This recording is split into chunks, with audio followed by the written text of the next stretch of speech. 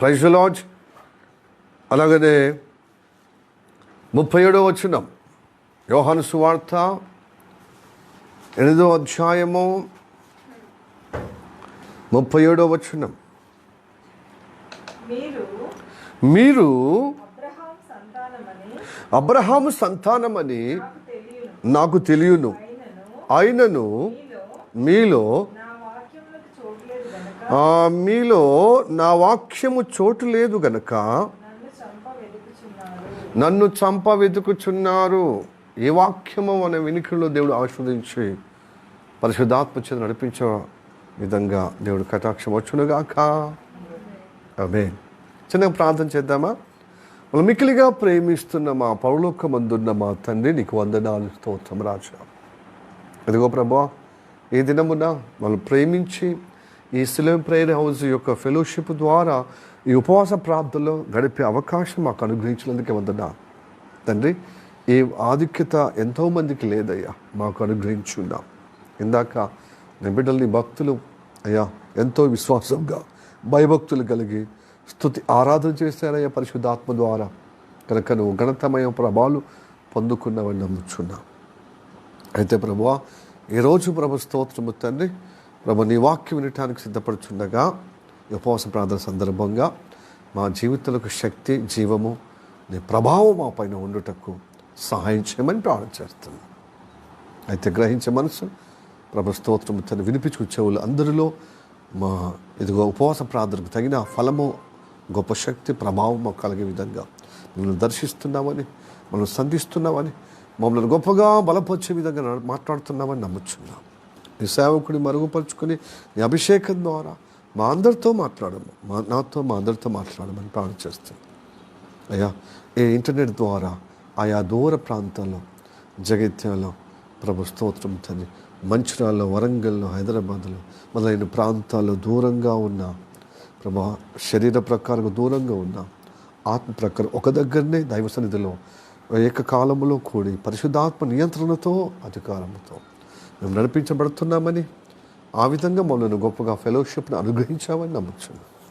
ప్రార్థన వినేందుకు వందనాలు. ఇంటర్నెట్ ద్వారా కానీ, కరెంటు కానీ, ఇంకేమైనా ఆటంకాలు, అభ్యంతరాలు, ప్రతి విధమైన అదిగో ప్రభా అడ్డుబండలు అన్నీ వేసినాము దూరపరచబడుగాక, ప్రభా తొలగిపోనుగాక. అందరినీ ప్రభా మాట్లాడి, మాతో అందరితో మాట్లాడి మనం ధన్యకరంగా మార్చమని యేసయ్య నామములో ప్రార్థించి అడిగి వేడుకుంటున్నాము పరమ తండ్రి. Amen, amen, amen. May the God bless you. Praise the Lord. అయితే ఇక్కడ విషయము, గత ఆదివారము మనము ఈ అధ్యాయంలో ఉన్న కొన్ని ప్రస్తావనలు వచ్చినాయి కాబట్టి ఉదయకాలం మనం చదివాం. ఇప్పుడు మరింతగా దేవుని వాక్యాన్ని మనము ఉపవాస ప్రార్థన సందర్భంగా గ్రహించినట్టుగా వాక్యం విందాం. ఓకే, ఇప్పుడు మూల వాక్యము యోహాను సువార్త 8వ అధ్యాయము 37వ వచనములో ఏముంది? యేసయ్య స్వయంగా తన వెంబడించిన వారితో పాటు అక్కడ యూదా సమూహానితో, యూదా జనాంగముతో మాట్లాడుతున్నాడు. అక్కడికి యేసయ్య దేవాలయంలో బోధిస్తున్నప్పుడు ఆయన రాత్రంతా ఒలివ కొండల దగ్గర గడిపి పెందలక్కడనే వేకున లేచి దేవాలయంలో ప్రవేశించాడు. ఎందుకు? బోధించడానికి. కానీ ఉదయకాలం లేచి వచ్చినప్పుడే చాలామంది పోగయ్యారు. సమాజ మందిరముగా అంటే సమాజంలో ఉన్న వారందరూ దేవాలయానికి వచ్చారు ఉదయకాలంలో. ఎందుకంటే మొదటి వచనమే ఉంది కదా, 8వ అధ్యాయం. యేసు ఒలివ కొండకు వెళ్ళెను. ఎందుకు వెళ్ళాడంటే ఏకాంతంగా ప్రార్థన చేయటానికి. తెల్లవారుగానే, 2వ వచనం, తెల్లవారుగానే యేసు తిరిగి దేవాలయంలోనికి రాగా ప్రజలందరూ ఆయన యొద్దకు వచ్చిరి గనక ఆయన కూర్చుండి వారికి బోధించుచుండెను. తెల్లవారుగానే యేసయ్య దేవాలయానికి వచ్చాడు. ప్రజలందరూ మరి అలవాటుగా ఆయన ఎక్కడున్నా అక్కడికి వచ్చి ఆయన బోధ వినటానికి వచ్చారు. వాళ్ళను చూసి, వాళ్ళ ఆసక్తిని చూసి ఆయన కూడా కూర్చొని బోధించడం ప్రారంభించాడు. ఆ బోధించే ప్రారంభించిన సమయంలోనే కొంతమంది పరిసయ్యులు, శాస్త్రులు, ధర్మశాస్త్ర ఉపదేశులు వచ్చి ఒక స్త్రీ వ్యభిచారం చేసినప్పుడు పట్టుబడ్డదని తీసుకొచ్చి ఆయన మధ్యలో నిలబెట్టి ఆయన శోధించడం మొదలుపెట్టారు. ఆయన ఏమంటాడో చూద్దాం. మోషే ధర్మశాస్త్రం ప్రకారం అయితే ఆయనను ఎవరైతే వ్యభిచారం చేస్తున్నారో పట్టుబడినప్పుడు రెడ్ హ్యాండ్గా పట్టుబడినప్పుడు రాళ్ళతో కొట్టి చంపాలనే వాక్యం ఉంది. మరి ఈయనేం చెప్తాడో, ఎందుకంటే నేను ధర్మశాస్త్రాన్ని నెరవేర్చడానికి వచ్చాను కానీ కొట్టేయటానికి రాలేదని పలు సందర్భంలో చెప్తున్నాను. కానీ మన ఆచారంలో మాత్రమో ధర్మశాస్త్రం ఆచారం అని మనం మతపరంగా చేస్తున్న సమయంలో ఈయన మోషే ధర్మశాస్త్రాన్ని ఉల్లంఘించినట్టుగా ఉపేక్షించినట్టుగా కనబడుతుంది అని ఈ మత గురువులు, మత బోధకులు, శాస్త్రులు, పరిచయులు ఆయన మీద తప్పు మోపటానికి ఇలాగా అందరి సమాజ మందిరంలో, అలాగా దేవాలయంలో, అందరి భక్తుల సమూహములో, యూదుల సమాజములో అతన్ని తప్పుపట్టే విధంగా అందరు గ్రహించినట్టుగా ఏం చెప్తాడు చూద్దామని వచ్చాడు. యేసయ్య దొరుకుతాడు. అనేక సార్లు ఆయనను ఇరికించాలని, ప్రజలందరి ముందట ఆయన తప్పు పట్టాలని, తప్పు మోపాలని పలు సందర్భాల్లో ప్రయత్నం చేశారు. వాళ్ళ ప్రయత్నాలన్నీ విఫలమే. ఎందుకంటే ఆయన సామాన్యుడి వ్యక్తి, నీలాగా నాలాగా వ్యక్తి కాదు కదా. బోధకుడే అని ప్రవక్తలే అభిషేకం చేత బోధకులుగా తయారైన వారు, అభిషేకం చేత దేవుడు పిలుపు పొందుకుని అభిషేకం చేత ప్రవక్తలైన వారు, దైవజనులు అయిన వారే చిక్కరు. మరి సాక్షాత్తు అభిషక్తుడే, సాక్షాత్తు వాక్యస్వరూపుడు శరీరధారిగా అవతరించిన ఆ దేవుడు, ఆ దైవకుమారుడు మరి మనుషుల యొక్క ఇరుకులో పడిపోతాడా చెప్పండి? వాళ్ళ అంతరంగం తెలుసుకునే దేవుడు కాదా? వాళ్ళ హృదయాల రహస్యం ఎరిగిన దేవుడు ఎప్పుడు వాళ్ళ పన్నాగాల్లో వ్యూహాలు చిక్కబడలేదు. ఏం చక్క వాళ్ళకు విస్మయం పొందే విధంగా, ఆశ్చర్యం కలిగే విధంగా, వాళ్ళకు దిమ్మ తిరిగి బొమ్మ కనబడే విధంగా జవాబు చెప్తాడు. హల్లెలూయా, ప్రైజ్ ది లార్డ్. అప్పుడు ఆయన నిలబెట్టినప్పుడు మనిషికో రాయి పట్టుకున్నారు. ఇక ఎందుకు తెలుసా? ప్రజలందరి ముందట మేము భక్తులము, మోషే ధర్మశాస్త్రం మనం పాటించే నెరవేర్చే వారంగా అని చెప్పి వాళ్ళకు అనుకూలమైనటువంటి విషయాలు ఇది మంచిగా అందుకు కొట్టి చంపడమే వాళ్ళకు తెలుస్తుంది. మత గురువులకు, మత ఛాందస్యవాదులకు, అలాగనే మత ఉన్మాదులకు మతాన్ని ఏదో ఉద్ధరిస్తున్నాం ధర్మం కోసము, దేశం కోసము, మతం కోసము అని చెప్పి మనుషులు చంపడమే వాళ్ళకి తెలుస్తుంది. చంపించడమే వాళ్ళకి ప్రేరేపణ, ఇంకోటి లేదు. కాబట్టి చంపడానికి సిద్ధంగా ఉన్నారు. అదే ఆమె ఏ పరిస్థితిలో అలా పనిచేసింది, తప్పు పనిచేసింది, ఎందుకు ఆమె ఇలా చేయవలసి వచ్చిందని విచారణ చేసి ఆమె యొక్క బాగోగులు తెలుసుకొని దాన్ని బట్టి పరిష్కారంగా తీర్పు చెప్పి అప్పుడు చర్యలు తీసుకుందామనే ఒక ఇంకితమైన ఆ దయా దాతృత్వం కలిగిన మనసు లేదు, ఆ కనికరం లేదు. కఠినమా మతములో ఉన్నవారు కఠినమండి. నువ్వు దేవుని వాక్యము, దేవుని ధర్మశాస్త్రం విన్న కొద్దీ కనికరము రావాలి, కనికరము రావాలి, దయ రావాలి, కరుణ రావాలి, ఉద్దేశం రావాలి, వెనక ముందు ఉద్దేశం. ఆమె ఏ పరిస్థితులను బట్టి ఆమె అలా చేయవలసి వచ్చింది, ఆ పరిస్థితి నీవు ఆ సన్నివేశంలో ఉండి నువ్వు గ్రహించాలి, నువ్వు తెలుసుకొని దానికి తగిన జవాబు చెప్పాలి. ఎటుగుడుక పక్షపాత ధోరణి కలిగి మరి స్వార్థంగా మరి తీర్పు చెప్పడం అది దేవుడు ఇచ్చిన ప్రేమ కాదు, నడిపింపు కాదు, అది సాతాను. సాతాను ఎప్పుడు పక్షపాతి అనమాట. వానికో న్యాయం, మందికో న్యాయం, ఎదుటి వ్యక్తులకో న్యాయము, వానికొక న్యాయము. అదే కదా చెప్తారు పెద్దవాళ్ళు మన మధ్యలో కూడా. ఊరంతా ఉల్లిగడ్డ వద్దన్నాను కానీ నాకు ఉల్లి అద్దన్నానా, ఉల్లిపాయలు అద్దన్నానా, ఉల్లిగడ్డ అద్దన్నానా అని చెప్తారు కదా. అదే సామెత మన మధ్యలో కూడా ఉంది. మనకో న్యాయమో, ఎదుటి వ్యక్తులకో న్యాయం, మన ఇంటికో న్యాయమో, ఎదుటి వ్యక్తి ఇంటికో న్యాయం. మన దేవుడు అలా కాదు, పక్షపాతి కాదు. మన దేవుడు నిస్వార్థంగా, న్యాయంగా, పక్షపాతం లేకుండా తీర్పు చెప్పే న్యాయాధిపతి, న్యాయంగా దేవుడు. అవసరమైతే ఇతర వ్యక్తులు కాపాడేటకే ఇష్టపడతాడు కానీ దండించుటకు వేగిరపడే దేవుడు కాదు. క్షమించుటకు వేగిరపడతాడు, దండించుటకు వెనక ముందు చూసి వీళ్ళు ఎలాగైనా తప్పించాలని కోరికతోనే ఆయన తీర్పు చెప్పుటకు ఆయన ప్రేమ చూపిస్తాడు, ఆయన దయ, కృప, బాహుల్యం చూపిస్తాడు. ఇక్కడ ఒక వ్యక్తిని ఆ స్త్రీని నిలబెట్టినప్పుడు ఆ స్త్రీ వణికిపోతుంది.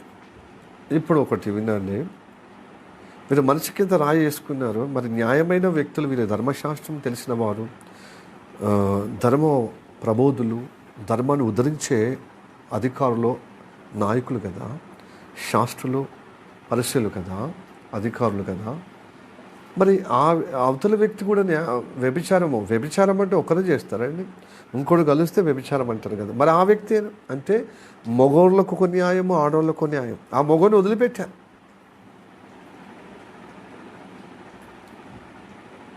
ఈ బలహీనురాలను పట్టుకున్నారు. ఈ లోకం అంతే కదా, కులము తక్కువ వాళ్ళను, కులహీనుణ్ణి, స్త్రీలను, డబ్బు లేని వారిని, పేదవారికి ఒక న్యాయము, ధనవంతులకు ఒక న్యాయం, కులం తక్కువ వారికి ఒక న్యాయము, కులం ఎక్కువ ఒక న్యాయం,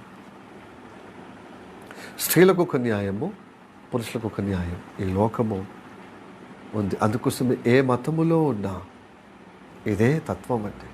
అందుకోసం మతములో ఉంటే చంపబడతాం, ఇతరులు చంపేస్తాం, మనం చనిపోయి ఇంకొకరు చంపేస్తాం.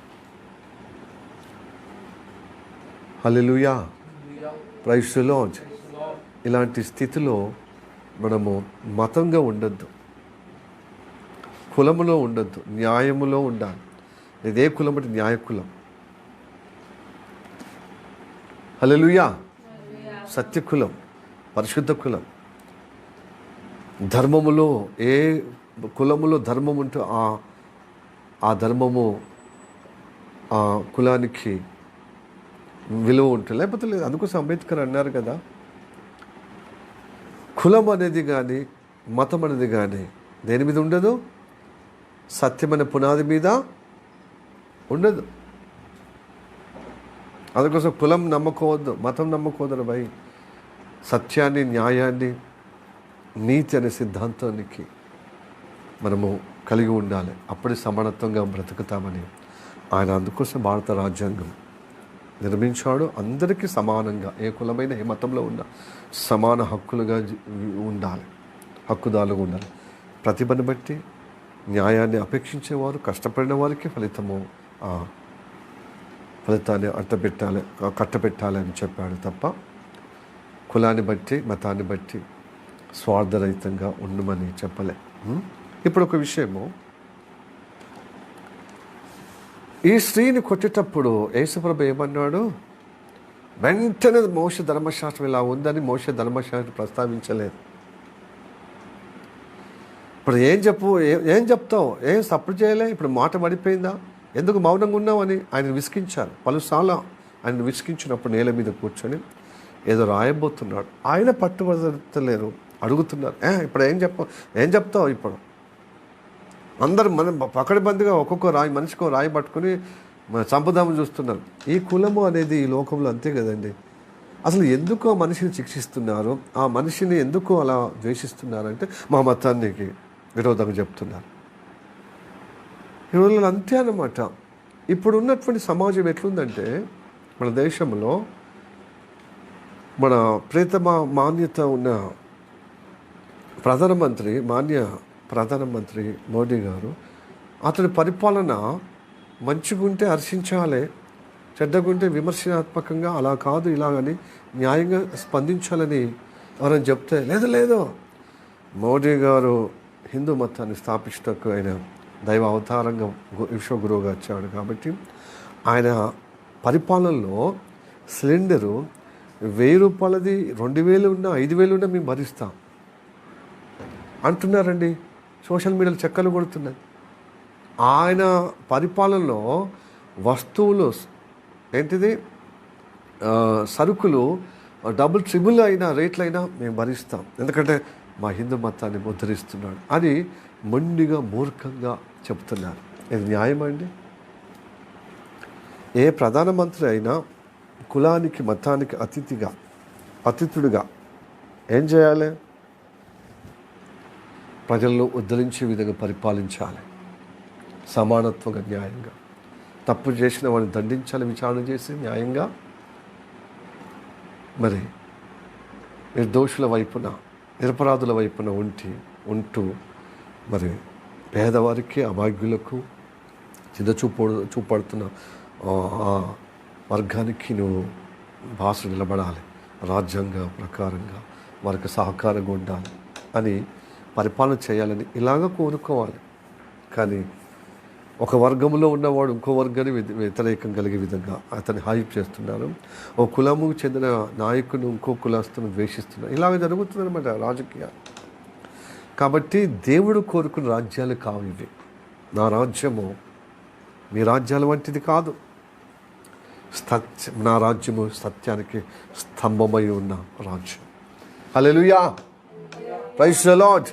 అందుకోసమే ఈ లోకంలో మనల్ని వేరు చేసుకుంటున్నాడు, ప్రత్యేకంగా చేసుకుంటున్నాడు. ప్రియాదేని బిడ్డలారా, ప్రత్యేకంగా చేసుకుంటున్నాడు, ప్రత్యేక ఏర్పరచుకుంటున్నాడు.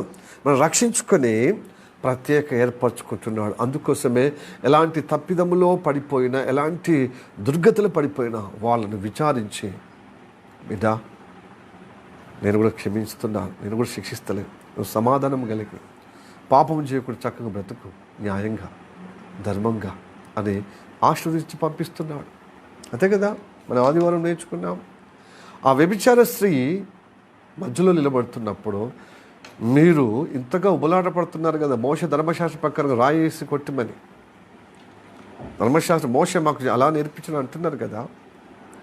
మీలో తప్పు చేయనివాడు, పాపం చేయనివాడు మొదట రాయేయండి అన్నప్పుడు వాళ్ళ మనస్సాక్షి గద్దించి వెనకపోయి,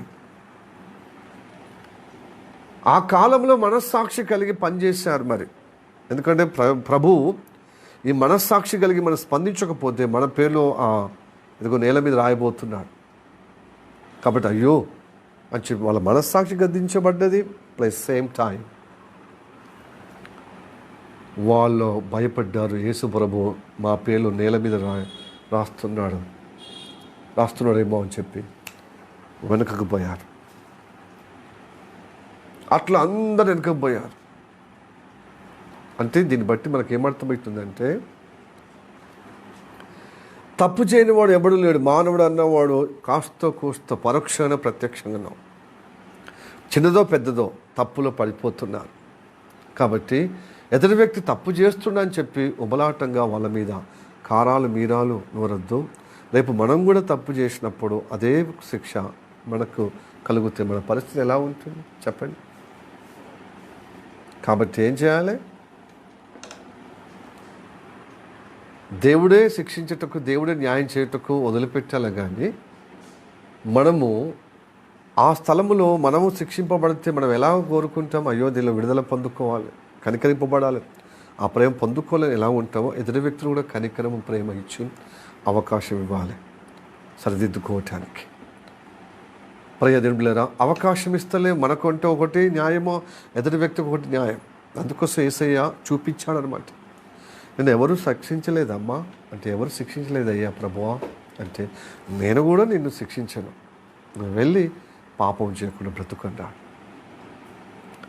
హల్లెలూయా.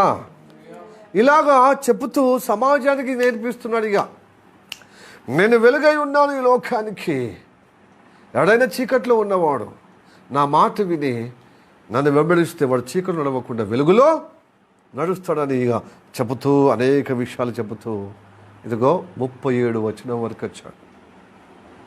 59 వచనాలు ఉన్నాయి. ఆయన చెబుతున్నాడు, ఆయన మాట్లాడుతున్నప్పుడు ఆయన కౌంటర్ చేస్తున్నారు. ఆ కౌంటర్కి ఎన్కౌంటర్గా నేను అలాంటి వాడిని కాదు, ఇలాంటి వాడిని కాదు, నేను దేవుని నుండి వచ్చాను. అదే కదా, నేను వెలుగై ఉన్నాను అని చెప్పినప్పుడు నువ్వు గొప్పగా చెప్పుకుంటున్నావు, నువ్వు ఒక్కడివి చెప్పే సాక్ష్యం అది సాక్ష్యమా? ధర్మశాస్త్రం అలా చెప్తుందా? 2-3 సాక్ష్యం పలికినదే ఆ సాక్ష్యం స్థిరపరచబడుతుంది కదా. నువ్వు ఒక్కడివే చెప్తున్నావు అంటే నేను సత్యవంతుడను, నా సాక్ష్యం సత్యమే, నిజమే చెప్తున్నాను కనుక నా సాక్ష్యము నిజమే. ఎందుకంటే పైనుండి వచ్చిన వాడను, మీరు భూ సంబంధులు, నేను పరమ సంబంధులు. కాబట్టి నేను చెబుతున్న మాట న్యాయమే అని ఇలా చెబుతూ ఉన్నాడనమాట. చెబుతూ దానికి ఏకీభవిస్తున్నారు. మీరు భూ సంబంధులు అంటున్నారు, మీరు పర సంబంధులు అంటున్నారు, నేను తండ్రి చెబుతూనే నేను చేస్తున్నాను, నా తండ్రి మాటని నా మాట అంటున్నావు, తండ్రి చిత్త ప్రకారంగా ఏది చేసినను ఆయన చిత్త ప్రకారం చేస్తున్నా అంటాడు, నేను ఏం చేస్తలేనని అలా చెప్తున్నప్పుడు వాళ్ళొక దగ్గర ఆగిపోయారు. కానీ సమాజంలో చాలామంది యూదులు ఆయన మాట మీద లక్ష్యం ఉంచారు. యథార్థపరులు, కాబట్టి సత్యములను స్వతంత్రం చేయను. ఎవరైతే నా మాట విన్నారో నిజంగా మీరు నా శిష్యులై ఉంటారు.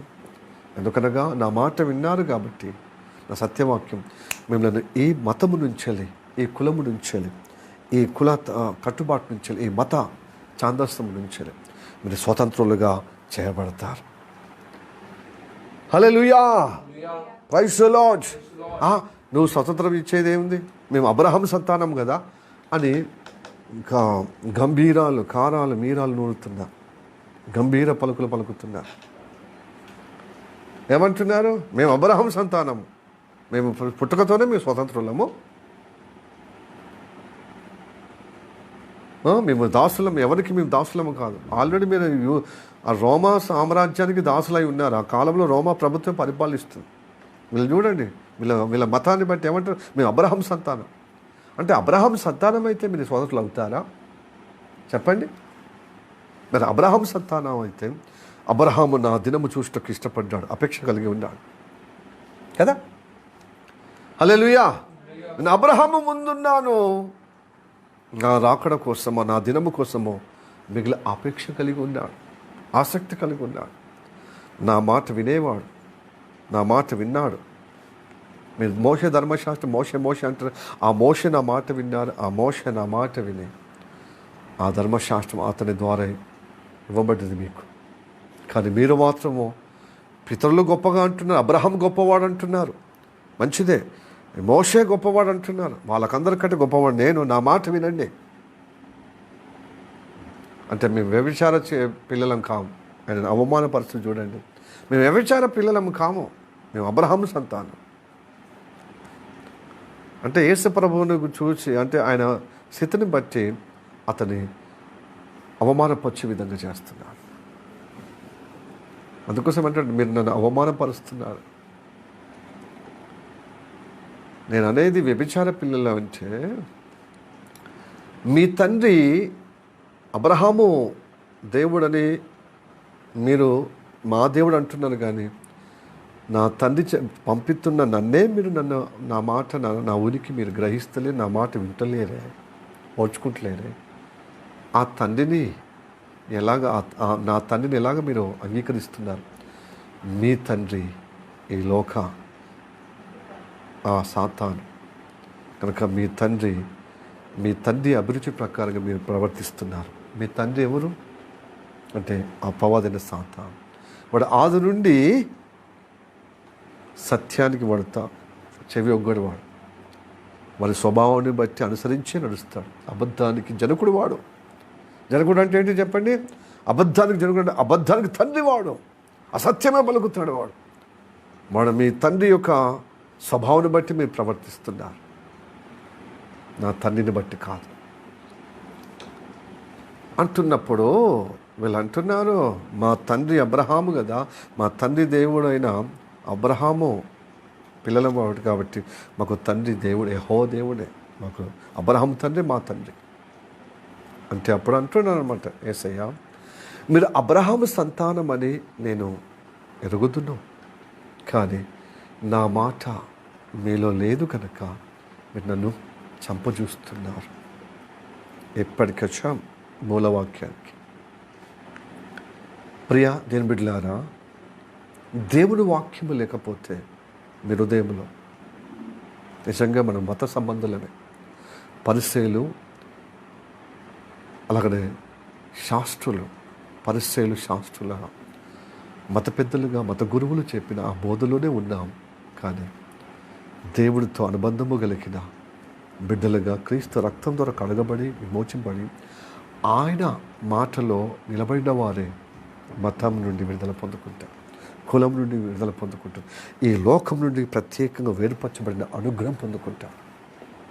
లేకపోతే మతములో ఉన్న వారం అవుతాం. ఈ మతము చంపేస్తుంది, ఎదుటి వ్యక్తిని న్యాయంగా చెప్పేవారికి చంపేస్తుంది, నీతిగా ప్రబోధించే వారిని చంపేస్తుంది. ఇప్పుడు స్వయంగా యేసయ్యనే, వాక్య స్వరూపుణ్ణే, ప్రజలకు క్రయధనంగా విమోచనగా వచ్చిన యేసు ప్రభువునే చంపుటకు చూస్తుంది లోకం. ఎందుకు తెలుసా? మతం అలాంటిది. ఈ మతానికి అవధులు లేవండి, కనికరం లేదు, కఠినమే, క్రూరత్వమే, ద్వేషమే, ధ్వంసమే. అందుకోసమే ఒకనాడు వస్తుంది అన్నాడు.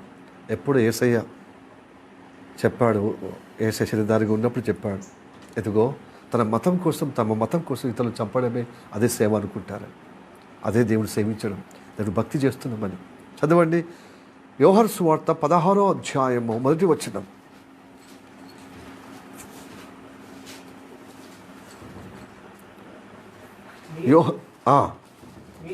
మీరు అభ్యంతర పడకుండా వలనని ఈ మాటలు మీకు చెప్పుచున్నాను. వారు మిమ్మును సమాజ మందిరములో నుండి వెలివేయుదురు. మిమ్మును మిమ్మల్ని చంపు ప్రతివాడు తాను నేను దేవునికి సేవ చేయుచున్నానని అనుకొను కాలము వచ్చుచున్నది. ప్రియదర్బులారా, అప్పుడే వచ్చి ఉన్నది. యేసయ్య కాలములో నుంచి వచ్చి ఉన్నది. తమ మతము కోసము ధర్మముగా, న్యాయంగా, యథార్థవంతులుగా, సత్యములో నిలబడి మనము ధర్మానుకూలంగా బ్రతికే వారిని ఆ మతం నుండి వెలివేస్తారట. మతము వెలివేస్తుందండి. అందుకోసం మేము వెలివేయబడతామేమో అని చెప్పి మతములో ఉన్నవారు యథార్థ పరులు రాలేకపోతున్నారు. యేసయ్య అంటే ఇష్టమే, యేసయ్య మాట అంటే చాలా అమితమైన ప్రేమ, కానీ కులానికి మతానికి భయపడి రాలేకపోతున్నారు. ఎందుకు అంటే వెలివేయడమే కాదు, చంపేస్తారు ఈ లోకం, ఈ మతం. అది చేసి దేవుని సేవ చేస్తున్నాం, దేవుని కనపరుస్తున్నాం, దేవుని మహిమపరుస్తున్నామని ఆ కాలం వచ్చి ఉంది. కాబట్టి ఎందుకు వచ్చిన గొడవ? నలుగుట్లో నారాయణ, నలుగుట్లో ఒకరంగా. సామెత అంటారు కదా, నలుగుట్లో ఒకరిగా. ఎందుకు? ఈ లోకం చెప్పినట్టుగా, ఈ కులం చెప్పినట్టుగా, మతం చెప్పినట్టుగా బ్రతుకుదాం, లేకపోతే మనుగడ ఉండదు. వెలివేస్తారు. ఆ వెలివేడతోనే అంతదాకా ఆగకుండా, అంతవరకు ఆగకుండా మనసుగా చంపేస్తారు. అవసరమైతే శారీరకంగా ఈ భూమి మీద లేకుండా చేస్తారు, చంపేస్తారు. అదే ఈ కట్టుదిట్టమైన పరిస్థితుల్లో దేవుని దగ్గర రాలేకపోతున్నాను. దేవుని మాట హృదయంలో నిలుపుకోలేక, దేవుని కార్యంలో కొనసాగలేక జీవిస్తున్నారండి. Praise the Lord, hallelujah, praise the Lord, praise the Lord. యోహాను సువార్త 12వ అధ్యాయము, యోహాను సువార్త 12వ అధ్యాయము. యోహాను సువార్తలో అద్భుతమైన వాక్యాలు ఉంటాయండి. ఓకే, 42వ వచనం. ఆయనను అధికారులో కూడా యేసయ్య బోధించినప్పుడు అధికారులో కూడా అనేకులు ఆయన యందు విశ్వాసం ఉంచిరి గాని సమాజములో నుండి వెలివేయబడదుమేమో అని పరిసయ్యులకు భయపడి వారు ఒప్పుకొనలేదు. హల్లెలూయా. వారు దేవుని మెప్పు కంటే మనుషుల మెప్పును ఇది మనుషుల గౌరవం పొందుకోవటానికి. ఈ ప్రభావము సమాజానికి కాదండి, మతానికి, కులానికి కాదు. మన సంఘములో, సార్వత్రిక సంఘములో మన సంఘంలో కూడా ఉంది. మనుషుల మెప్పే ఎక్కువ అపేక్షిస్తాం. ఎందుకంటే వెంటనే then there is self it explore అంటే expose the admire, applause comes from human beings కదా. మనుషుల మెప్పే, మనుషుల ద్వారా వచ్చిందే ఆ మెప్పు కోసము ఇష్టపడుతుంది. అప్పటిదప్పుడే వస్తుంది. దేవునిది అయితే ఒక భక్తి చేయంగా, మంచితనం నిలుపుకోనంగా ఎప్పుడో వస్తుంది అనే కాన్సెప్ట్తో ఏం చేస్తున్నారంటే క్విక్ రిజల్ట్ కోసమే మనం మనుషుల మెప్పే కోరుకుంటాం. కానీ దేవుడు ఏమనుకుంటున్నాడు? దేవుని దృష్టికి యోగ్యులుగా, యథార్థవంతులుగా, సత్యసంబంధులుగా, నీతిమంతులుగా అగుపరచ కంటే, దీని మెప్పు కంటే మనుషుల మెప్పు కాబట్టి మనకు కష్టాలు తినకుంటున్నాయి, నష్టాలు పోలేకుంటున్నాయి. మీద భక్తిలో నిలబడే ఆ దుస్థితి, ఆ దుర్నీతి మన జీవితంలో దాపరించి ఉంది. ప్రియ దేవులారా, దైవసన్నిధికి వచ్చినప్పుడల్లా దేవుని మెప్పు పొందటానికి భక్తి కావాలి. భక్తులు బలపరచబడాలి, స్థిరపరచబడాలి. మనుషులు ఏందండి, ఈరోజు అదే మాటతోని మెచ్చుకుంటూ అదే మాటతోని శపిస్తారు, చంపేస్తారు. ఇది నన్ను హృదయాన్ని గాయం చేస్తారండి. మరి పనికిరాని మాటల ద్వారా మనిషి చంపేస్తారు, నోటి మాటల ద్వారా చంపేస్తారు. అవసరమైతే చేతల్లో కూడా చూపిస్తారు. లోకం అలాంటిదన్నమాట. కాబట్టి మనుషుల వైపున, కులం వైపున, మతం వైపున, మరి సమాజం వైపున కాకుండా దేవుని వైపు చూసి రక్షణ పొందమన్నాడు. బూదిగంతముల నివాసుల నా వైపు చూసి, కులాన్ని చూసే, మతాన్ని చూసి కాదు, నా వైపు చూడాలి. ఎప్పుడు దేని వైపే చూడాలి? యేసయ్య మాట వైపే, యేసయ్య వైపు చూడాలి. ఎందుకంటే యేసయ్య మనం బ్రతికించేవాడు, ప్రాణం పెట్టేవాడు, ఆయన జీవంతో నింపేవాడు. మిగతా కులం వైపున, మతం వైపున, మత పెద్దల వైపున చూసిన చంపబడతా, చచ్చిపోతా, చంపబడతా. దేని వైపు చూడాలండి? దేవుడు బ్రతికించేవాడు, దాని వాక్యం బ్రతికించేది. యేసయ్య ప్రాణం పెట్టడానికి వచ్చాడు కానీ ప్రాణం తీయటానికి రాలే. కాబట్టి ఆయన వాక్యం జీవము, ఆ వాక్యం చేత బ్రతికించబడతాం. వాక్యము మన హృదయంలో ఉండాలి. వాక్యంతో మన జీవితము నడిపించబడాలి. ఈ వాక్యమే నిత్య జీవానికి ఆధారం అండి. Hallelujah, praise the Lord, praise the Lord, hallelujah. మనము అబ్రహాము పిల్లలమే కానీ శరీర సంబంధమైన పిల్లలం కానే కాదు. మనము వాగ్దానంతో కూడిన పిల్లలం. హల్లెలూయా, ప్రైజ్ ది లార్డ్. అబ్రహాం పిల్లలు చాలామంది ఉన్నారండి. అలా ఆ అబ్రహాం సంతానంలో మనం ఏ సంతానం కలిగి ఉన్నామనేది ఈరోజు మనము నెగ్గు తీర్చుకునే విధంగా వాక్యముగా విని గ్రహించి స్థిరపరచబడాలి. దేవునికి స్తోత్రం, హల్లెలూయా. అబ్రహాము చాలామందిని కన్నాడు. ఎదిగో అబ్రహాము మొట్టమొదటిగా అబ్రహాము సారాయ్ ఎక్కడి నుంచి వచ్చారు? ఊరనే కల్దీయుల దేశం నుంచి వచ్చారు. అతనితో వెంబడి పడ్డాడు లోతు ఫ్యామిలీ, అన్న కొడుకు వచ్చాడు. వచ్చి ఉన్నప్పుడు దేవుడు వాగ్దానం ఇచ్చాడు కదా, ఆ యొక్క కల్దీయుల దేశంలో ఉన్నప్పుడే నీకు గొప్ప సంతానం ఇస్తా అన్నాడు. గొప్ప వాగ్దానం ఇచ్చాడు. ఎందుకంటే నిన్ను గొప్పగా చేస్తాను, నీ సంతానం ద్వారా అనేకులను ఆశీర్వదిస్తా అన్నాడు. నీ సంతానము ద్వారా అనలేదు, అనేకులు అయినట్లుగా నీ సంతానం ద్వారా అన్నాడు. గమనించండి, ఒక సంతానం ఉంది. అనేక సంతానములు ఉన్నాయి అబ్రహాముకు, కానీ ఒకే సంతానం మాత్రము దేవుడు స్థిరపరిచాడు. హల్లెలూయా, ప్రైజ్ ది లార్డ్. ఎవరిని పడితే వాళ్ళని, అబ్రహాముకు పుట్టిన వాళ్ళందరినీ స్థిరపరచలేదు, ఒకే సంతానం స్థిరపరిచాడు. ఆ సంతానంలో నీవు నేను ఉండాలి. దేవునికి స్తోత్రం, హల్లెలూయా, ప్రైజ్ ది లార్డ్. అబ్రహాము వచ్చినప్పుడు ఆ వాగ్దానము నెరవేర్చడానికి దేని మాటగా భయభక్తులు కలిగి ముందుకు సాగుతున్న క్రమంలో ఆస్తిపాస్తులు బాగా పెరుగుతున్నాయి, పశు సంపద పెరుగుతుంది, పాలేరోళ్ళు దాసులు పెరుగుతున్నారు. కానీ ఇంకా ఆయనకు సంతానం రాలేదు. అయితే ఈ లోపల వీళ్ళకి బుద్ధి పుట్టింది. సాతాను ప్రేరేపణ కలిగించాడు. సారా, ఎన్ని రోజులయ్యా నా ద్వారా నీకు ఇంకా సంతానం లేకుండా ఉంటాం. ఇదిగో మన దాసి ఉందే, ఎవరు? హాగర్, ఐగుప్తురాలు, దాసిగా చేరింది. మంచి నమ్మకమైన పనిరాలుగా పనిచేస్తుంది. ఆమె నమ్మకమైనది, అంటే ఆమె మంచిగా పనిచేస్తుంది. కాబట్టి నాకు బదులుగా ఆమెను భార్యగా చేర్చుకొని ఆమెతో సంతానం కలుగుతుంది. నాకు సంతానం అయినట్టే కదా, నన్ను బట్టి నీకు సంతానం లేకుండా ఎందుకు అని చెప్పి దేవుడి కంటే ఎక్కువగా యోచించి ఆమెను యాచించారు. ఆగర్ ఏముంది, నేను పని మనిషిగా ఉన్నప్పుడు ఇప్పుడు యజమాని చేసుకుని యజమానురాలు అయిపోతాను అని ఆమెకి సంతోషమే కదా. పెళ్లి చేసుకున్నప్పుడు పరిస్థితి అంతా తారుమారైంది. యజమానురాలేమో దాసి అయిపోయింది, దాసి ఏమో యజమానురాలుగా గర్వం వచ్చేసింది. ఆమెకు సంతానమైంది. అంటే శరీరంతో అనుబంధముతో సంతానం. ఆ సంతానమే ఇస్మాయిల్.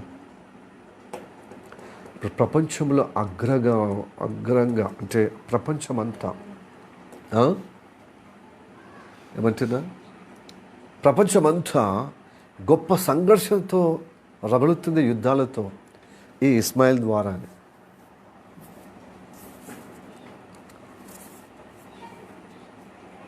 సారా చేసిన విషయాన్ని బట్టి సారా చేసింది అనుకుందాం, మరి ఈమె స్థానం ఈమె ఉండాలి కదా. అదే నేను ఎంతైనా నాకు సంతానం ఉన్నా మరి హాగరే నేను దాసే కదా, నా పొజిషన్ ఏదో దయాభక్తిగా నాకు భార్యగా అంగీకరించింది, కానీ యజమానురాలు ఆయన సారా కదా నాకు యజమానురాలు అనుకోలే. ఆమెకు అనుగుణంగా ఉండాలని అనుకోలే.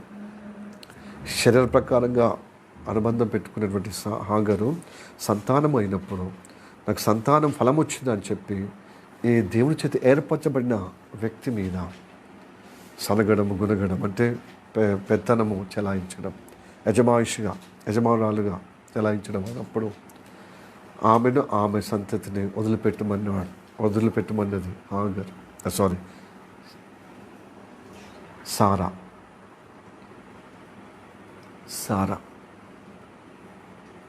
అక్కడి నుంచి స్టార్ట్ అయిందన్నమాట ఆత్మకు శరీరానికి పోరాటం. హల్లెలూయా, ప్రైజ్ ది లార్డ్. ఇప్పుడు అబ్రహాము రెండు విధాలుగా ఉన్నాడు. ఇటు ఆత్మీయ అనుబంధం కలిగి ఉన్నాడు, ఇటు శారీరక అనుబంధం కలిగి ఉన్నాడు. చేసుకోమన్నంతగా ఇంట్రెస్ట్, ఆసక్తి, అపేక్ష వదిలిపెట్టినప్పుడు తొందరగా వదిలిపెడతాడు అండి. ఎంత సంఘర్షణలోనే అవుతాడు. Hallelujah, praise the Lord, praise the Lord. మనం దేవుడిని నమ్ముకోవడం మంచి సంతోషమే, అద్భుతమైన సంతోషం. కానీ దేవుడికి ఇష్టం లేని అని బానివేయండి, తీసివేయండి అంటే ఎంత కష్టమండి. సాధ్యం అవుతుందా?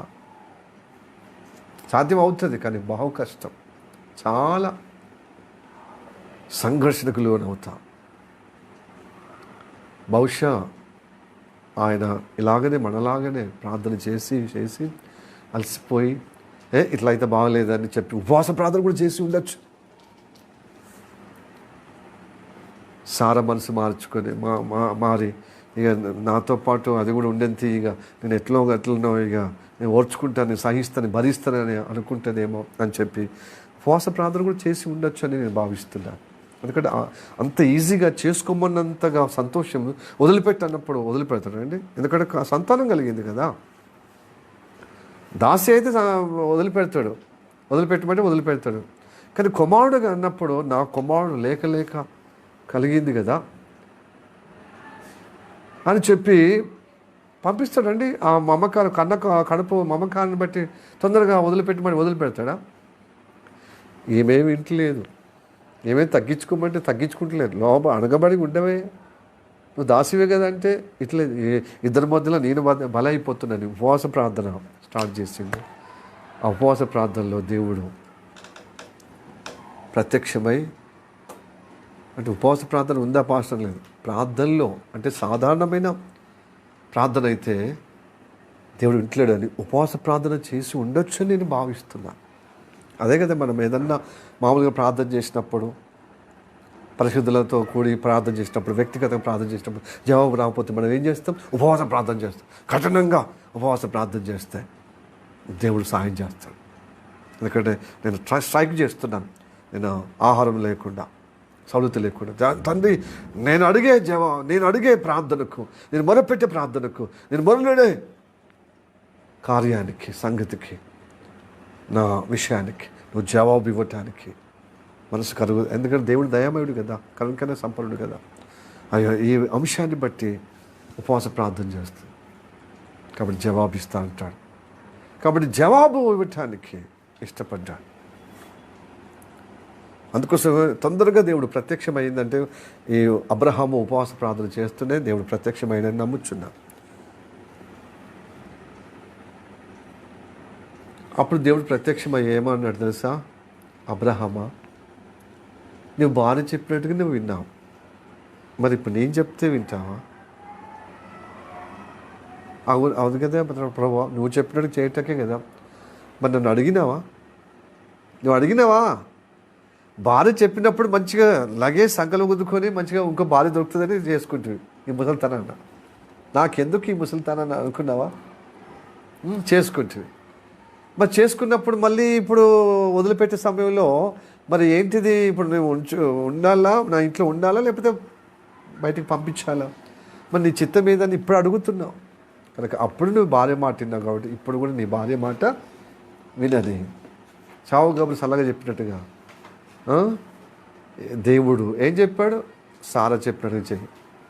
ఎందుకంటే సారా చెప్పింది ఆత్మీయ జీవితం, ఆత్మ నడిపింపగలిగిన మాట, దేవుడి మాట అన్నమాట. కాబట్టి సారా చెప్పినట్టుగా వినా.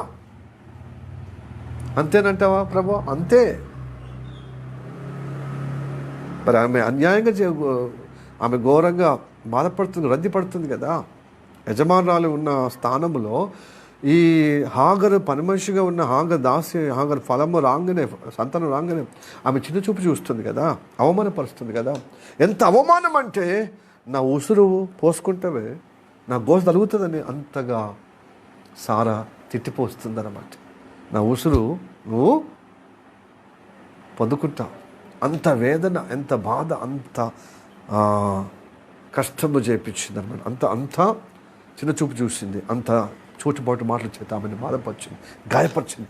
అలా గాయపరచబడితేనే కదా ఓర్చుకోలేక మనలాగా మీద భక్తులమ్మ. ఆ సారా విశ్వాసంలోకే తల్లి కదా. ఆమె ఎక్కడి నుంచి వచ్చింది? ఒక దేశం నుంచి వచ్చింది. దేవుడు నిరీక్షణ లేని కాదు, నిరీక్షణ కలిగే విధంగా నిరీక్షణతో వచ్చింది కదా. ఆమె మామూలు భక్తురాలు కాదు కదా, విశ్వాసకే తల్లి. కాబట్టి మనకంటే ఉన్నతమైనటువంటి భక్తి కలిగిన విశ్వాసం ఉంటుంది కదండి. కాబట్టి ఆమె ఓర్చుకొని సహనం కోల్పోయినప్పుడు నా ఉసురు పోసుకుంటావే నువ్వు అని ఆమె బాధ అంతా వెళ్ళబుచ్చింది అనమాట. ఆ మాట ద్వారా నన్ను బాధపరుస్తున్నావు, నన్ను ఇబ్బంది చేస్తున్నావు, అందుకోసమే అలా చెప్పగలిగింది. ప్రియదేవుని బిడ్డలారా, ఇప్పుడు శరీర ప్రకారంగా హాగరు సంతానం, ఇప్పుడు ఆగరు సంతానం బయటికి బయటికి భార్య చెప్పినట్టుగా ఇప్పుడు పంపించాడు. ఒక రోజంతా ఆహారం సిద్ధపరిచి పంపించినప్పుడు జోడిగా అబ్రహాము వెళ్ళిపోయాడు. నేను ఎన్నిసార్లు చెప్పిన ఇంట్లో నువ్వు లోబడవే, నీ కొడుకును భయం చెప్పుకో, నువ్వు మంచిగా ఉండు, ఆమె మనసు గెలుచుకుంటే మంచి స్వతంత్రంగా ఉండేదానివి కదా. నువ్వు పెద్ద ఫోజులు కొడుతుంది, నేను యజమానురాలు అయిపోయినా, ఆమె సంతానం లేదు, నేను సంతానం అయిందని మరి అన్నప్పుడు ఆమెకు బాధ ఉండదా? మరి దేవుడు కూడా ఆమె దిక్కే ఉన్నాడు. ఆమె చెప్పినట్టుగా చేయమన్నాడు. నేను ఏం చేసేదని అక్కడ చల్లగా చెప్పి వచ్చేసి, ఇప్పుడు నా యజమానురాలైన దేవుడా అబ్రహామా అని ప్రార్థన చేసినప్పుడు దేవుడు ఆ తల్లిని ఆగను దర్శించాడు. దేవుడు వెళ్ళి ఆమె చేతి కింద అనుగుబడిగి ఉండు, నో ఛాన్స్ లేదు, ఇప్పుడు నువ్వు ఆమెకు అనుగుమనిగి ఉండు, నీవు నీ కుమారుడు అనుగుమనిగి ఉండమని చెప్పాడు. ఆత్మకు అనుగుమనిగి ఉండాలి, శరీర ప్రకారంగా ఎవరు ప్రవర్తించకూడదు. ప్రియదేవులారా, సారా ఆత్మీయరాలు యొక్క సాదృశ్యం, ఆత్మీయ బిడ్డ ఆత్మ స్థానములో ఉందన్నమాట. అంటే పరిశుద్ధాత్మ చేత నడిపించబడుతున్న బిడ్డ ఆమె మాటలు, ఆమె యొక్క అధికారానికి, అంటే ఆత్మకు అనుకూలంగా ఆత్మ అధికారానికి కింద ఉండాలి. మన శరీరం ఏమి పొంగినా, ఎంత లాభము, ఎంత మనకు క్షేమం కలిగించిన ఆత్మకే లోబడాలి. లేకపోతే ఆత్మీయంగా మనము ఆత్మను చిన్నగా చేసి ఈ శరీర కార్యాలు పెద్దగా చేస్తే, ఆత్మ కార్యాలు చిన్నగా చేసి శరీర కార్యాలు పెద్దగా చేస్తే మనం ఆత్మీయ బంధం పోతుంది, దేవునితో కనెక్ట్ పోతుంది. యేసయ్య అందుకోసం అన్నాడు, మీరు అబ్రహాం సంతానమే. అంటే హాగరు ద్వారా సంతానమైంది అబ్రహాం ద్వారానే, కానీ ఆత్మ చెప్పినట్టుగా లోబడాలి. ఆత్మ చెప్పిన మాట వాక్యం కదా, వాక్యం మీరు అబ్రహాం సంతానమని ఎరుగుదును కానీ నా వాక్యం మీలో లేదు, కాబట్టి నేను చంపుతాను, ఆత్మ చంపేస్తాను. ఆత్మ చెప్పిన మాట వినకపోతే ఆత్మీయ జీవితము చంపబడుతుంది. అంటే ఆత్మీయ జీవితం కోల్పోతాం.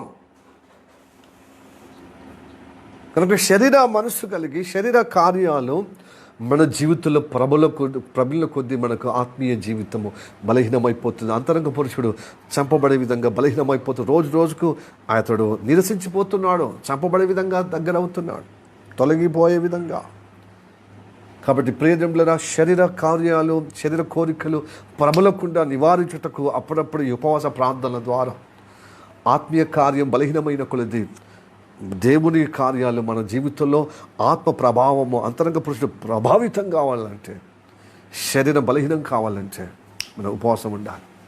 శరీరాన్ని ఊకి మనము 3 పూటలు మేపుతూ మధ్యలో అనేక స్నాక్స్ గల్ల ఇది ఎక్కువగా మనం పెంపొందించే విధంగా ఉన్నప్పుడు ఆత్మీయ జీవితం బలహీనం అయిపోతుంది, అంతరంగ పురుషుడు. కాబట్టి అప్పుడప్పుడు ఉపవాస ప్రార్థన ద్వారా దాన్ని ఆత్మీయ స్థితిని బలహీనంగా ఉన్న మన ఆత్మీయ జీవితాన్ని బలపరచడానికి, శక్తివంతంగా తయారవటకు, అంతరంగ పురుషుడు గొప్పగా ప్రభావితం అవటకు, పరమలటకు ఉపవాసం చేసి శరీర కార్యాలు, శరీర ఆలోచన, శరీర సత్వను బలహీనపరుచుకోవాలి. ఎందుకంటే దేవునికి దూరం అయిపోతాం. శరీర ప్రభావం అంతా సాతాను అయిపోతుందండి. శరీరము ఉన్నంత వరకే అది అక్షయతలో నిలబెట్టకు దేవుడు మనల్ని ఏర్పరచుకున్నాడు. అందుకోసం యేసయ్య మన కోసం ప్రాణం పెట్టింది. ఎందుకంటే శరీర కార్యాల నుండి విడుదల పొందుకోవటానికి. హల్లెలూయా, ప్రైజ్ ది లార్డ్. కాబట్టి ఆహారము ఈ లోక సుఖభోగాలు కలిగిన శరీరాన్ని హాయి కలిపేటువంటి విధంగా మనస్తత్వం ఉంటే దేవుని వాక్యం మన హృదయంలో ఉండదు, మన జీవితంలో ఉండదు. అందుకోసమే మీరు అబ్రహాం సంతానమే. అబ్రహాం సంతానమే కదా Ismail.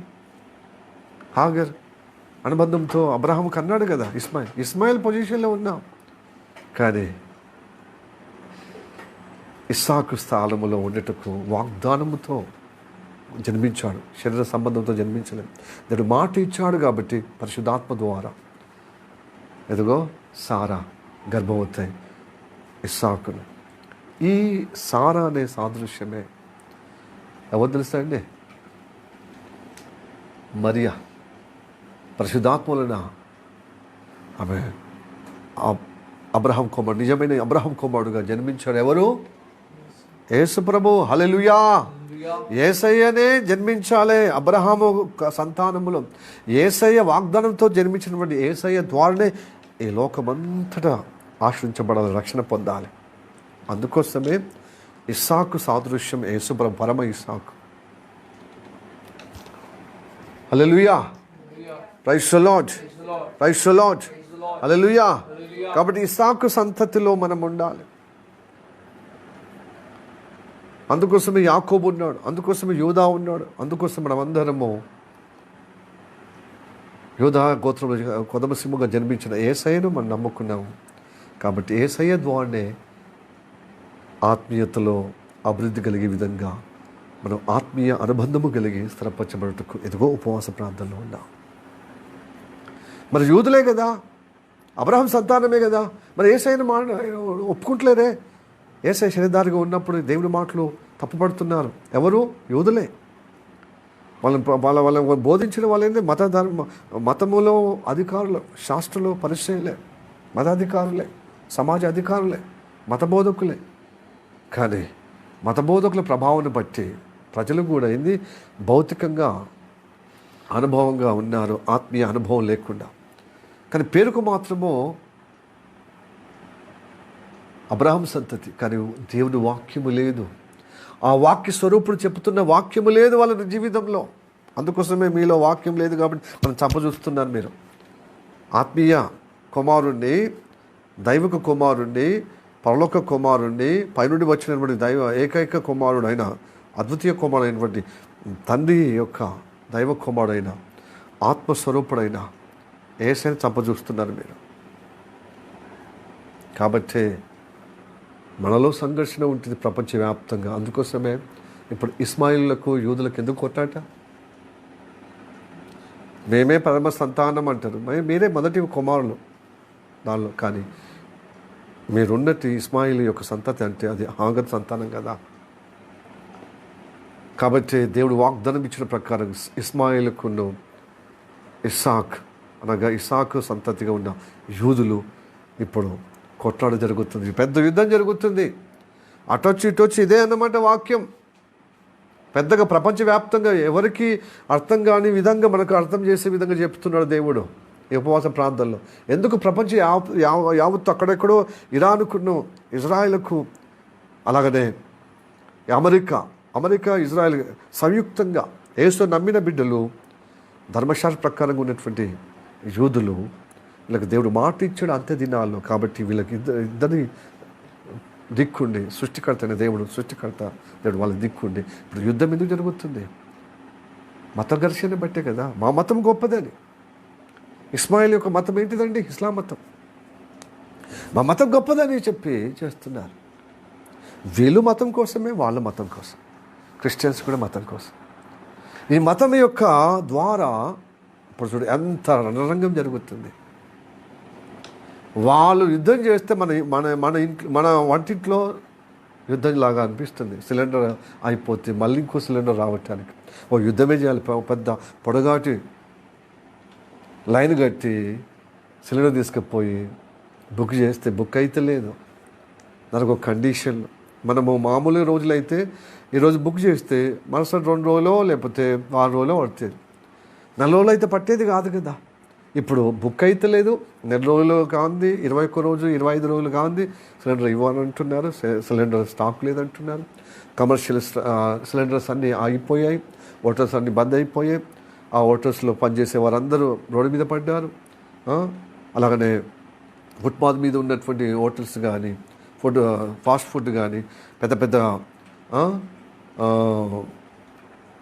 Hotels, 5 star hotels, 3 star hotels, metrics అంటే ఏమంటారు, మెట్రోపాలిటన్ సిటీలో ఉన్న హోటల్స్ కావచ్చు, పెద్ద పెద్ద హోటల్స్ అన్నీ పడకేసినాయండి. కార్పొరేట్ హోటల్స్ అన్నీ పడకేసినాయి. అంత లిమిటేషన్. కొన్ని హోటల్ వచ్చినా కానీ లిమిటేషన్. కొన్ని చాలా టిఫిన్స్ బంద్ అయిపోద్ది. ఎక్కువ మంట తీసుకునేటువంటి, గ్యాస్ తీసుకునేటువంటి వంటలన్నీ బంద్ చేసి తేలికైన వంటలు, టిఫిన్స్, ఆహారం మనకు సిద్ధపరుస్తున్నారు. అది ఇంకా కొనసాగుతూ ఉంటే భయంకరమైన పరిస్థితి వస్తుంది. ఎందుకంటే బైబిల్ ఉన్న దేవుడు భయంకరుడు. లోకమంతా ఆయన చుట్టే తిరుగుతుంది. హలో, మనం అనుకుంటున్నాం ఈ బైబిల్ దేవుడిని తక్కువ చేస్తున్నాం. తక్కువ ఏదో చేసిన పాస్టర్ అంటే మీ నోటితో ఎక్కువ చేస్తే అయిపోతుంది. అనుభవంతో ఎక్కువ చేయాలి కదా. మన భక్తితో ఎక్కువ గణపరచాలి కదా, ఎక్కువగా మహిమపరచాలి కదా. మనం నోటితో ఎక్కువ మహిమపరుస్తున్నాం, దేహంతో ఆయనను తక్కువ చేస్తున్నాం. ఆత్మీయ ప్రభావం కలిగి ఉండాలి కదా. నిజంగా గొప్ప దేవుడని నీ కలిగి ఉన్నప్పుడు ఆత్మలో ప్రభావంగా ఉండాలి కదా. ఎక్కువగా నువ్వు ప్రబలాలే కదా, గణపరచాలి కదా, మహిమపరచాలి కదా, కీర్తించాలి కదా. యుద్ధాలు జరిగిన కొలది దేశం మీద దేశము, జనం మీద జనము, కులం మీద కులము, మతం మీద మతం, ఎక్కువ ఘర్షణలో యుద్ధాలు చేసుకున్నప్పుడు మన భక్తి ఎక్కువ పెంచాలి కదా. మనం భక్తి ఎక్కువ పెంచుతలేమో దేవుని మాత్రం నోటి మాటతోనే గణపరిస్తే లాభం ఉందా, ప్రయోజనం ఉందా, శక్తి ఉంటుందా, ప్రభావం ఉంటుందా, మనకు విజయం ఉంటుందా? దాన్ని నిజంగా మహిమపరుస్తున్నామా? యూదుల్లాగానే అయిపోతాం కదా. అంటే యేసయ్య శరీరధారిగా ఉన్నప్పుడు ఇదిగో ఈ 8వ అధ్యాయము 37 చెప్పినట్టుగా, 37వ వచనం చెప్పినట్టుగా మీరు అబ్రహాం సంతానమే, కానీ మీలో వాక్యం లేదు కదా. నోటి మాత్రము స్తుతిస్తున్నారు, మీ హృదయం నాకు దూరంగా ఉందంటున్నాడు. ఎందుకంటే హృదయంలో వాక్యం లేదు. నోటి మాటకు నేను ముఖస్తుతి చేస్తున్నారు, కానీ మీలో వాక్యం లేదు. అదేంది ప్రభువా, వాక్యం లేకుండానే నేను ఉదయం వస్తున్నామా, సాయంత్రం వస్తున్నామా, ఆదివారం అంటున్నాను అంటే వస్తున్నారు. మనుషులు కల్పించిన పద్ధతుల్లోనే మీరు కూడుకున్నట్టుకు వస్తున్నారు, కానీ నేను చేసిన పద్ధతి ప్రకారం ఎదగటకు మీరు రావట్లేదు అంటున్నారు. ఎంత గొప్ప మాట చూడండి. మనుషులు కల్పించిన పద్ధతుల్లోనే ఇవి దైవ ఉపదేశాలని, దైవ పద్ధతులని మీరు పాటిస్తున్నారు, కానీ దేవుడు చెప్పిన మాటను ప్రకారంగా మతం నుండి, కులము నుండి ప్రత్యేకంగా వేరుపరచబడి దేవుడు కనపరిచే విధంగా నన్ను కనపరుస్తున్నారండి. మీరు దేహం ద్వారా, మీ భక్తి ద్వారా, మీ ఆత్మీయ జీవితం ద్వారా. అది కదా నా చిత్తం నెరవేర్చే విధంగా మీ హృదయంలో అది నెరవేర్చబడాలి కదా. అది క్రియల్లో కనబడాలి కదా. క్రియల్లో అయితే దేవుని గణపరచలేని వారంగా, దేవుని బాధపరిచే వారంగా ఉంటున్నాం. నోటి మాటతో మాత్రం దేవుని గణపరుస్తున్నాం. క్రియలో నోటి కలవకపోతే మనము నామకార్థ క్రైస్తవులుగా అవుతామండి. ఎస్, నోటికి దేవుని గొప్పవాడుగా కొనియాడుతున్నాం, చేతుల్లో క్రియలో మాత్రం ఆయన మహిమపరుస్తలేం, ఆయన గణపరుస్తలేం, ఆయన సేవిస్తలేం. క్రియలేని విశ్వాసం వృథమో. మృతతుల్యము, చంపబడుతున్నాం కదా. అందుకోసం నా వాక్యం లేదు కనుక మీరు మృతులే అంటున్నారు, నన్ను చంపుతున్నారు అంటున్నాడు.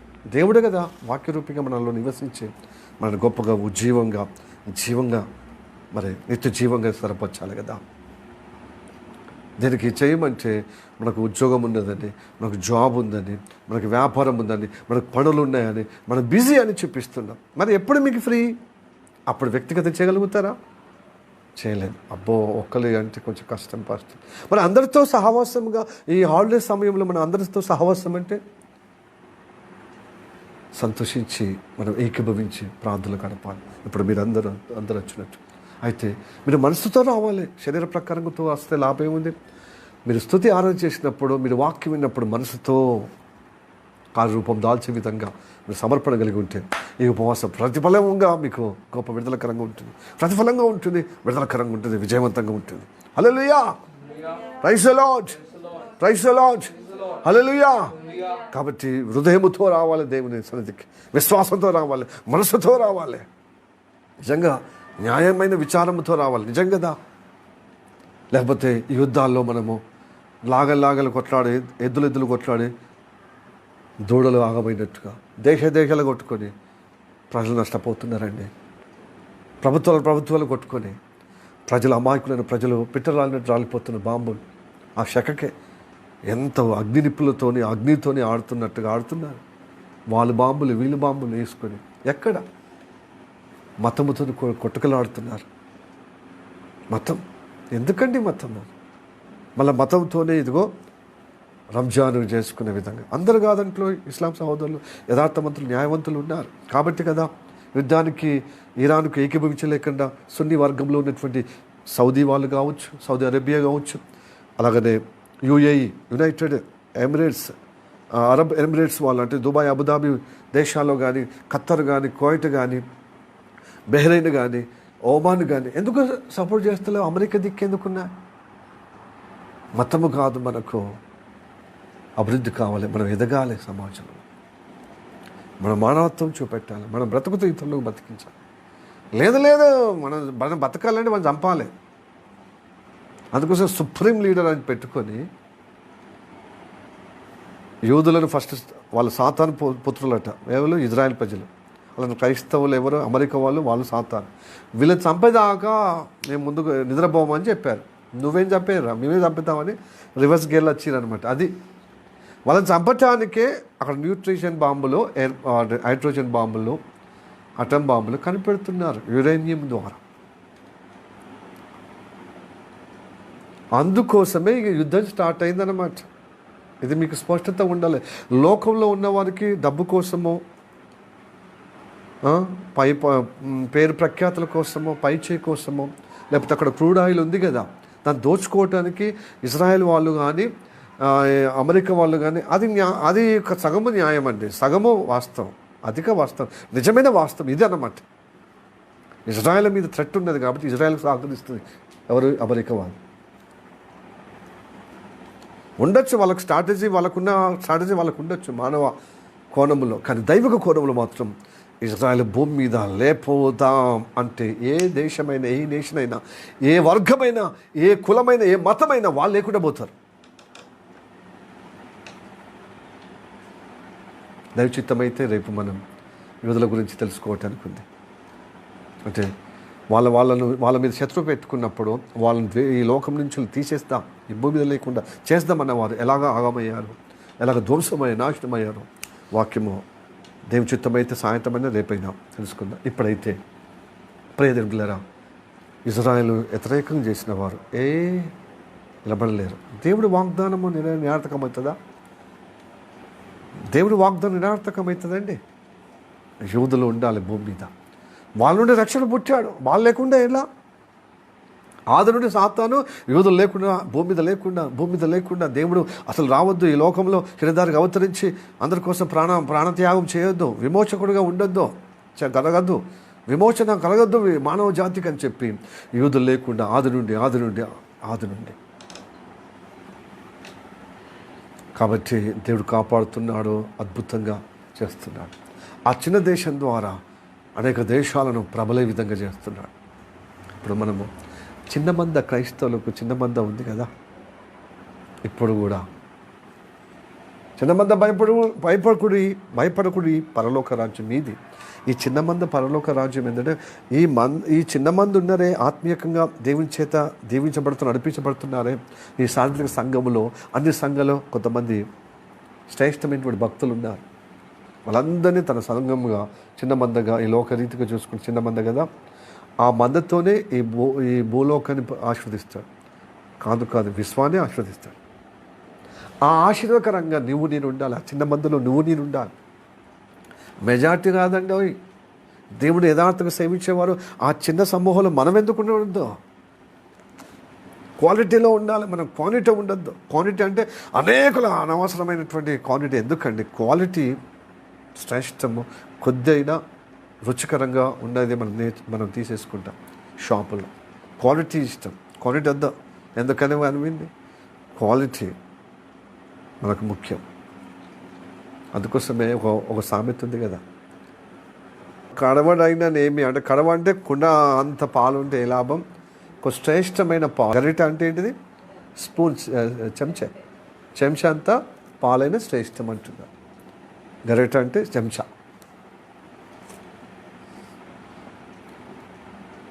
హల్లెలూయా. అందులో మనం ఉండాలి. మనం ఎందుకు ఉండకూడదు? మన ద్వారా మీ ఆఫీస్ దీవించబడాలి, మీ తోటి ఎంప్లాయీస్ దీవించబడాలి. You are blessed channel, you are not ordinary. నీ ద్వారా నీ తోటి సిబ్బంది దీవించబడాలి. మీ ద్వారా మీ తోటి వ్యాపారం చేసే వాళ్ళు దీవించబడాలి. ఎస్, నీ ద్వారా సమాజం దీవించబడాలి. ఇరుగు పొరుగు వారు మీరు పైవారుగా ఉండాలి, తలగా ఉండి అనేకులకు దీవెనకరంగా ఉండాలి.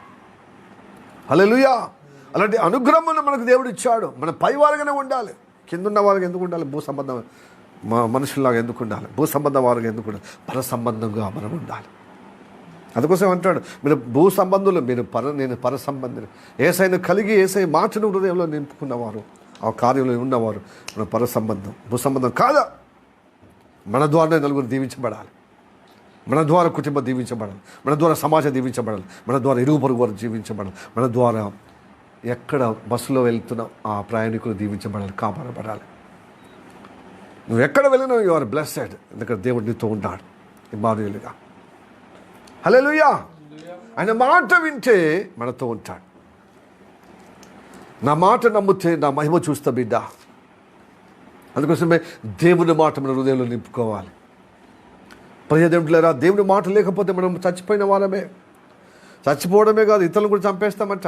నా మాట మీలో లేదు కనుక నన్ను వెతుకుచున్నారంటున్నాడు.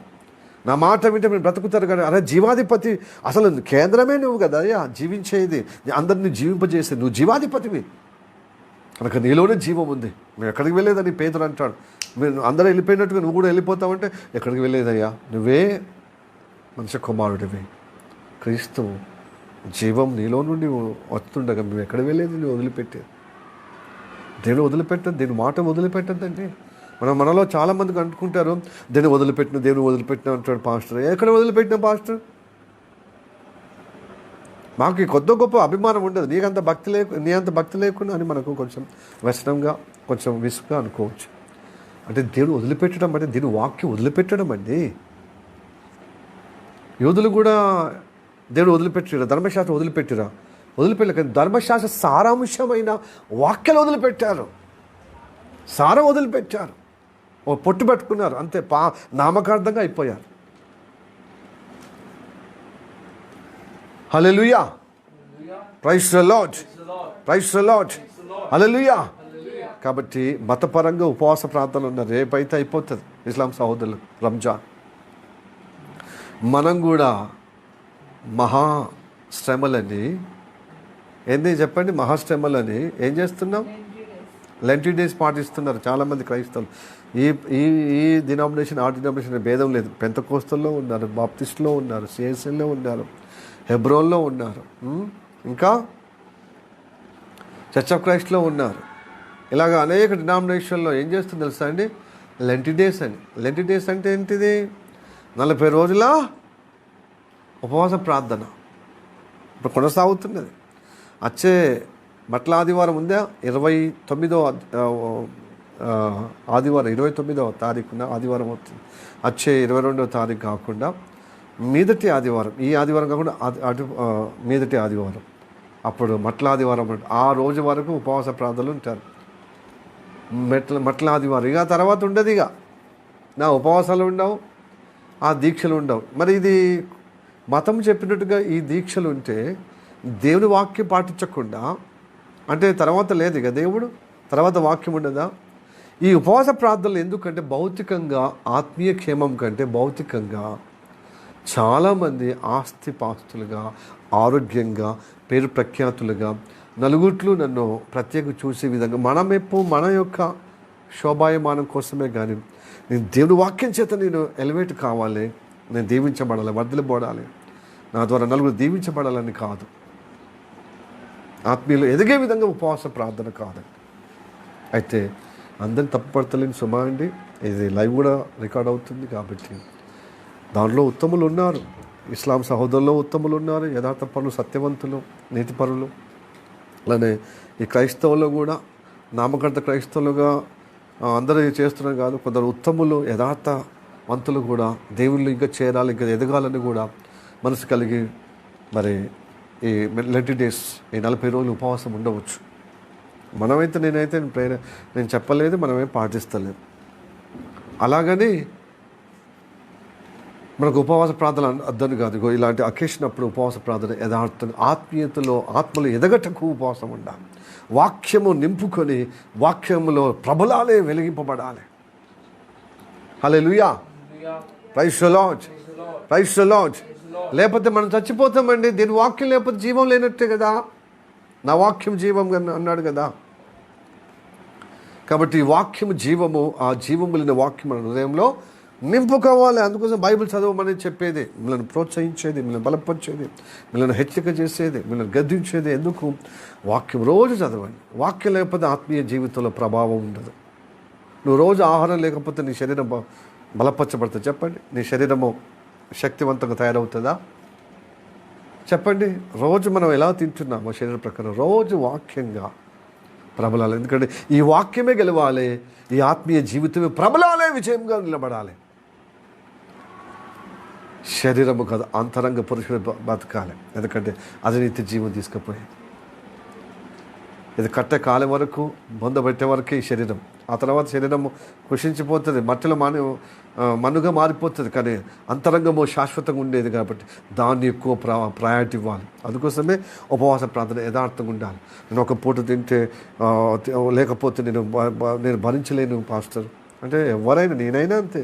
ఒక పూట లేకపోతే చాలా అత్తరబిత్తర అయిపోతాం, బేవిషులు అయిపోతాం. చక్కెర వచ్చినట్టుగా ఏమైపోతుంది, కళ్ళు తిరిగినట్టుగా అయిపోతుంది. కానీ అలవాటు చేసుకోవాలి కదా. ప్రభుని అడగాలి, తండ్రి నాకు సాధ్యం కాదు. ఏదైనా దేవుని కార్యము మన వల్ల కాదని మనకు మనసు ఉంటుంది, చేయాలని ఉపలాటం ఉంది, ఆసక్తి ఉంటుంది, కానీ చేయలేకపోతాం. అప్పుడు ఏం చేయాలి తెలుసా? తండ్రి నాకు ఆశ ఉంది, నాకు సహాయం చేయవా అని అడుగు, సహాయం చేస్తాడు. అలా అడిగి వాక్యంగా నువ్వు విశ్వాసంగా నువ్వు ప్రారంభించు, నువ్వు పాటించు. నీకు తెలియకుండా శక్తి వస్తుంది, నూతన ఉత్తేజం వస్తుంది, బలం వస్తుంది. ఇక్కడ ఆసక్తితో ఇష్టపూర్వకంగా చేస్తున్నావు కాబట్టి నీకు కష్టాన్ని తొలగించి ఇష్టములో స్థిరపరుస్తాడు దేవుడు. నువ్వు ఇష్టపడాలి ఫస్ట్. అందుకోసం వాక్యం చెప్పేటప్పుడు నిద్రపోవద్దు. ఎందుకంటే వాక్యం గ్రహించకుండా నిద్రపుచ్చేది ఎందుకు తెలుసా? దేవుని వాక్యానుసారంగా అడిగితే నువ్వు ప్రబలుతావు, నువ్వు దీవించబడతావు, గొప్పగా అవుతావు, సాతాన్ని జయించే విధంగా అవుతావు. వాని కాళ్ళ దగ్గర మరి తొక్కుతావు. కాబట్టి వాడు ఏం చేస్తాడు? వాక్యం చెప్పేటప్పుడు నిర్లక్ష్య వైఖరిగా వాక్యం చెప్పేటప్పుడు నిద్ర అవస్థ, వాక్యం చెప్పేటప్పుడు మరి వాక్యం ఎక్కకుండా నేను నిరాశ చేసే విధంగా నీకు మైండ్ ఆప్షన్ బాడీ ప్రెసెంట్గా చేస్తాడు. వాడు కుట్ర ఇది. హృదయంలో పడిపోకుండా తవ్వల అటు ఇటు నాకు కాదు వేరేటోళ్ళకి అన్నట్టుగా మనసు కలగజేసి సాతాను అన్నమాట. ఇంకా వాక్యం మంచిగా విని వాక్యానుగుణంగా కట్టుకోవాలి. Praise the Lord, hallelujah, praise the Lord, praise the Lord, hallelujah. ఆత్మని గెలుస్తుంది. ఏం చేస్తుంది? ఏం గెలుస్తుంది చెప్పండి? వాక్యమే గెలుస్తుంది. వాక్యము కలిగిన ఆత్మనే ఆత్మీయ జీవితం గెలుస్తుంది. కాబట్టి ఇప్పుడు ఇరాన్కు ఇజ్రాయిల్కు మళ్ళా క్రిస్టియన్ అనగా అమెరికా. ఈ మూడిట్లో ఏది గెలుస్తుందండి? చెప్పాలి. ఏది గెలుస్తుంది? ఏది గెలుస్తుంది? దేవుడు వాగ్దానం గెలుస్తుంది, దేవుడు ప్రవచనము గెలుస్తుంది. ఏ ప్రవచనం అయితే ఏ దేశం పట్టుకుంటుందో ఆ దేశం దేవుడు గెలిపిస్తాడు. Hallelujah, praise the Lord, praise the Lord. మరి ఇరాన్ వాళ్ళని దేవుడు సృష్టించండి కానీ వాళ్ళ మతంతో పేరిట ఇతరులను చంపడం. వాళ్ళు యూదులు కూడా చంపుతున్నారు కదండి. యూదులు పని కట్టుకొని చంపారండి. వాళ్ళ మీద థ్రెట్ ఉన్నప్పుడు, వాళ్ళని భయపెట్టించినప్పుడు, మేము చంపేస్తామన్నప్పుడు తప్పని పరిస్థితుల్లో హెచ్చరిక చేసి ఎవరైతే కారకులు ఉన్నారో అధికారులు కానీ, మత గురువులు కానీ, మరి కమాండర్స్ కానీ, ఆ రాజులు లేకపోతే అధిపతి ఉంటారు, వాళ్ళని టార్గెట్ చేస్తారు. వాళ్ళ సమయంలో మిస్ఫైర్ అయిపోయి సామాన్యుల మీద పడతారు. తప్పించి వాళ్ళకి కావాలని మనుషులను చంపటానికి దేవుడు వాళ్ళకి ఇవ్వలేదు. ఇదివరకు ఆగమాగమై ఇటువంటి ప్రవర్తన చేస్తానే నిజమైన నిరపరాధిని అపరాధిగా పట్టించారు కదా యేసుప్రభును. అదే శిక్షకు పొంది బాధపడి, అంటే ఆ శిక్ష పొంది, ఆ శాపం పొంది చివరికి ఇదిగో మార్పు కలిగి వచ్చారు, దేశంగా పోగయ్యారు. మరి అంతకుముందు ప్రవర్తించారు, మరి బుద్ధిమంతులుగా ప్రవర్తిస్తారు. ఇప్పుడు దేవుడు ఎందు భయం ఉంది, ప్రవచన వాక్యం వాళ్ళ చేత పట్టుకొని వాళ్ళ మీద తిరుగుబాటు చేసే వాళ్ళ మీదనే వాళ్ళకి యుద్ధం తప్ప కావాలని కయ్యానికి కాళ్ళు, మా మతం కోసం ఇతరుల మతాలు దేశాలను చంపాలి, మా మతాన్ని స్థిరపరచడం కోసం ఇతరులను మానవత్వం లేకుండా చంపాలని చూసేటువంటి కాదు. అది ఇజ్రాయేలుకు లేదు, అది క్రైస్తవులు లేదు. క్రైస్తవులు ఉంటే వాళ్ళు కూడా దేవుని కటాక్షం పొందుకోరు. నిర్దాక్షిణ్యంగా క్రైస్తవులు కూడా శిక్షిస్తాడు. కాబట్టి నీ మతం కోసం, నీ మత స్థాపన కోసం, నువ్వు సుప్రీం అవ్వటం కోసం ఇంకో మతంలో ఉన్న వారిని చంపడం అది సాతాను పని కదండి.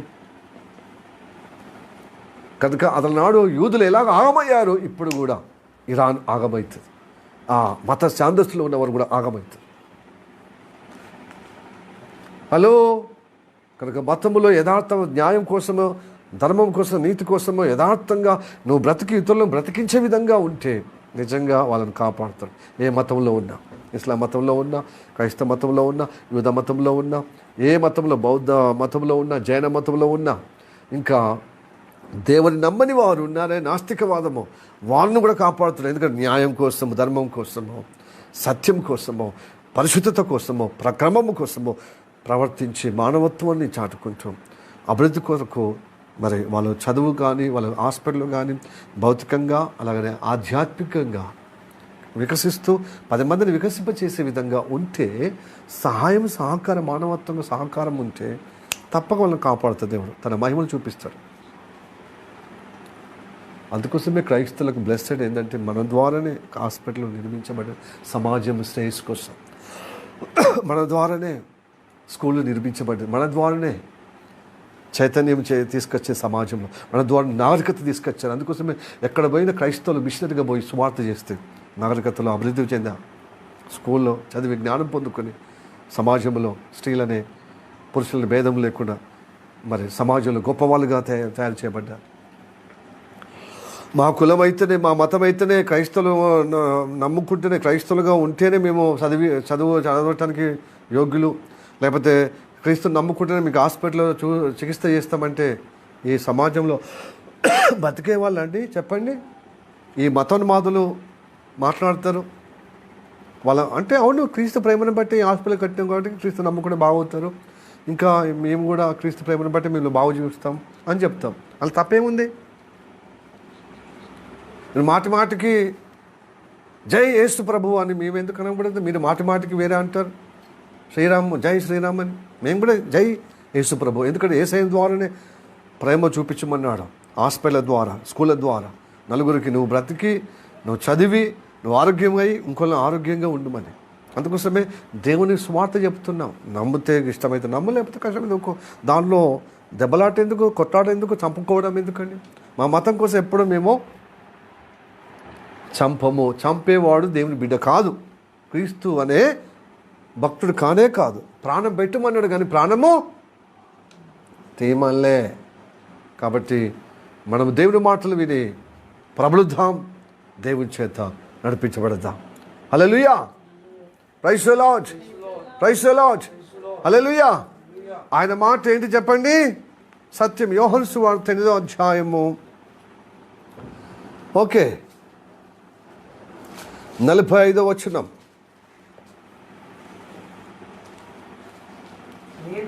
నేను సత్యమే చెప్పుచున్నాను గనుక మీరు నన్ను నమ్మరు.